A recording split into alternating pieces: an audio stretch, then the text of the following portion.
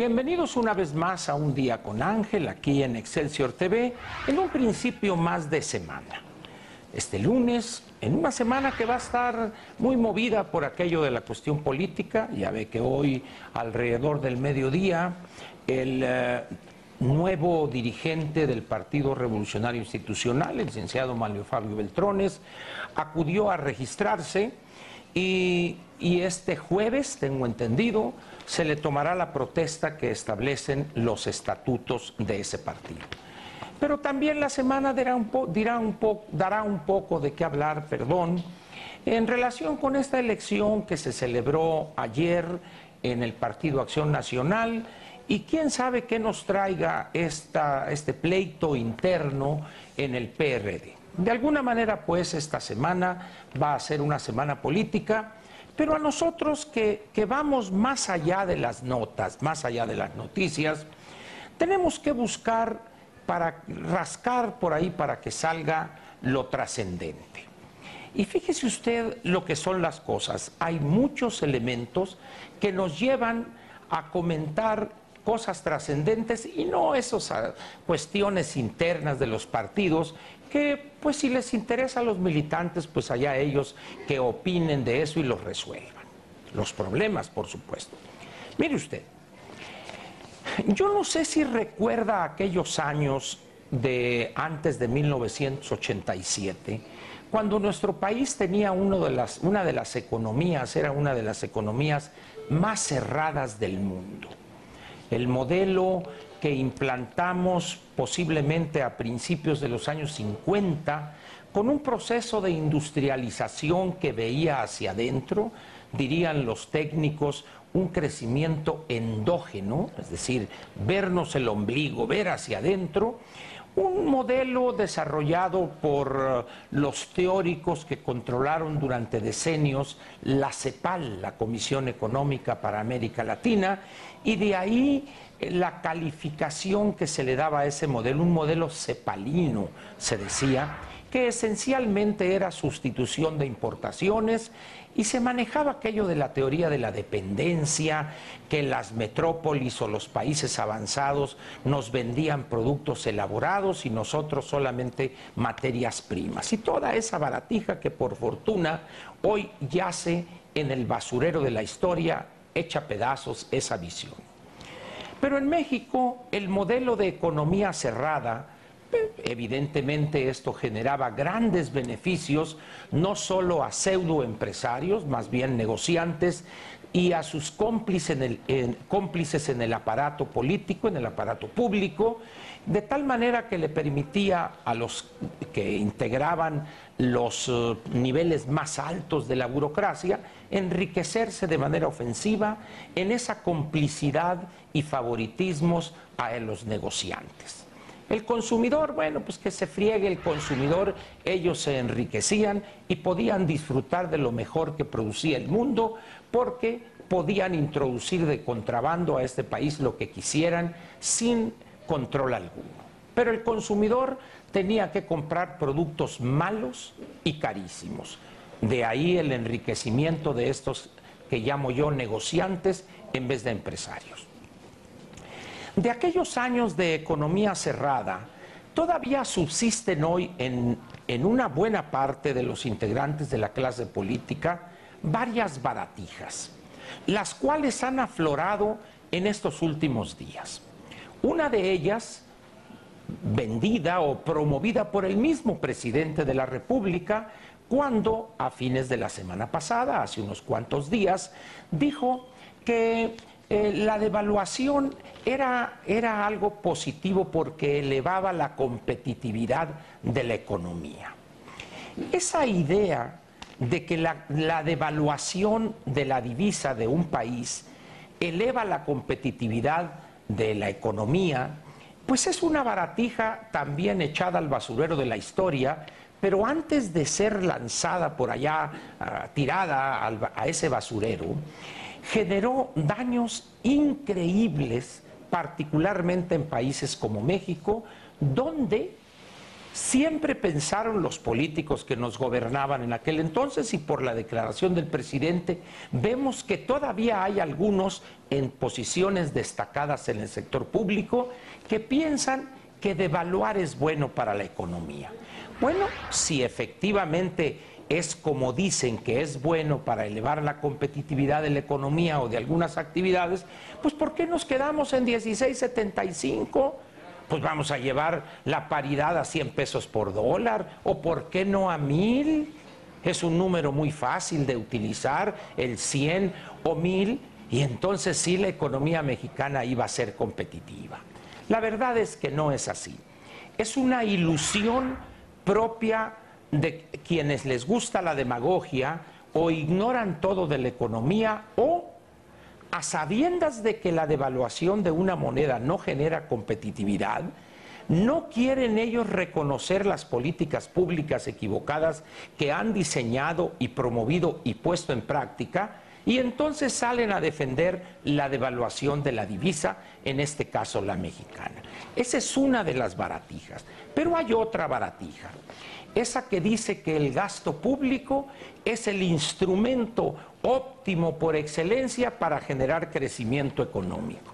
Por fortuna, decenas de países también han echado al basurero de la historia hecha pedazos esta baratija. Pero hay otra más, y esta nos la ha proporcionado esta perla japonesa, diría aquel inolvidable Nikito Nipongo, que se encargaba de tomar los deslices gramaticales y verbales de muchos personajes de la vida política del país y los ridiculizaba por ese lenguaje pésimamente utilizado por estos personajes. El jueves de la semana pasada, hace escasamente 4 días, el licenciado Emilio Gamboa, coordinador de la fracción priista en el Senado de la República, tuvo a bien declarar lo siguiente. Ponga por favor atención a esta perla japonesa del licenciado Emilio Gamboa. Dijo usted, refiriéndose a los aumentos de precios de productos o servicios en la economía, dijo él, por supuesto haciendo horizonte con la mirada, hablándole a la historia, dijo el licenciado Gamboa, no los vamos a dejar. Sería discutido aquí en el Senado de la República a partir del 1 de septiembre o en la comisión permanente, que todavía tenemos 2 sesiones, pero los empresarios no pueden incrementar arbitrariamente el precio de los productos de consumo a los ciudadanos. Gamboa Patrón precisó que no sería sano regresar al control de los precios como se hacía en los años 70 u 80, pues en la actualidad, dijo otra perla japonesa, oferta y demanda valen, no sé cuánto valgan, si además este valor está en dólares o en euros o en libras esterlinas, pero así lo dijo. Aunque la IP, dijo, no puede incrementar los precios arbitrariamente en el país. Por ello, instó a Agustín Carstens, gobernador del Banco de México, a que tome el control de la inflación. Yo no sé si imagina el licenciado Gamboa que la inflación es como un caballo bronco, un caballo salvaje. Imagínese usted que el doctor Carstens tome el control de ese caballo bravo, iracundo, porque alguien lo monta, como sería el caso del doctor Carstens, lo cual sería evidentemente casi un caballicidio por el peso del doctor Carstens. Y insta al doctor Carstens a que controle la inflación y que no deje que suban los precios. Y dijo más, estoy convencido de que Carstens sabe perfectamente qué hacer para seguir controlando la inflación. Bueno, lo primero que sabe hacer bien el doctor Agustín Carstens es no hacerle caso a las tonterías que plantea el senador Gamboa. Esta otra baratija de pensar que los oferentes de bienes y servicios en la economía no pueden poner el precio que gusten a esos productos o a esos servicios que ofertan, es algo que nos viene de lejos. Los años de Echeverría y López Portillo demostraron, como en decenas de países, que intentar los burócratas ponerle precio a un producto o a un servicio es el camino más rápido para generar la escasez de ese bien o de ese servicio, por supuesto. Se ve que el licenciado Gamboa ignora todo lo referente al funcionamiento de los mercados, como también parece que el presidente de la República ignora el daño que causa a la economía una devaluación. Estamos pues aquí ante algo que es sumamente peligroso, más que un desastre natural: la ignorancia económica de nuestros políticos. El mercado, aun cuando muchos se nieguen a aceptarlo, tiene mecanismos que a veces en muy corto tiempo corrigen este tipo de situaciones.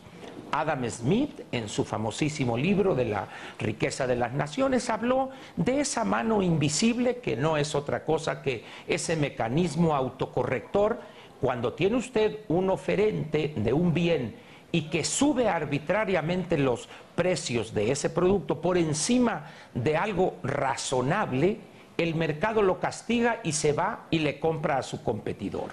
De tal manera que al corto tiempo esta persona, al no poder colocar su producto, tiene que bajar el precio a un nivel razonable. Esa es la mano invisible del mercado, la cual evidentemente el senador Gamboa, como es una mano invisible, pues él no la puede ver.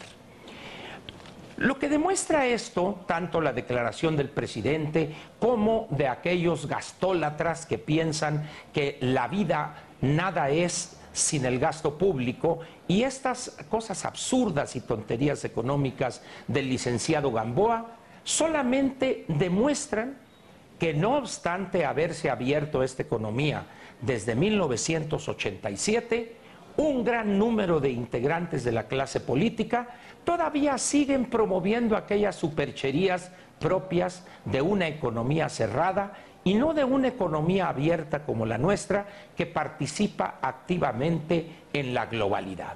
Por eso yo le pediría a usted que no les haga caso, ni a eso de que la devaluación ayuda a la competitividad, ni de que el gasto público es lo máximo, y mucho menos estas tonterías del señor Emilio Gamboa, senador de la República.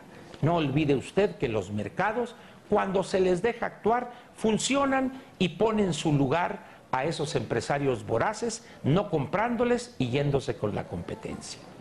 Espero haber sido claro, y si no, en una ocasión futura trataré de explicarme mejor. Por lo pronto, le agradezco su atención y nos vemos mañana con otro tema al cual le vamos a rascar y va a ver usted lo que va a salir. Muchas gracias. Te invitamos a seguir cuestionando la información con los siguientes videos.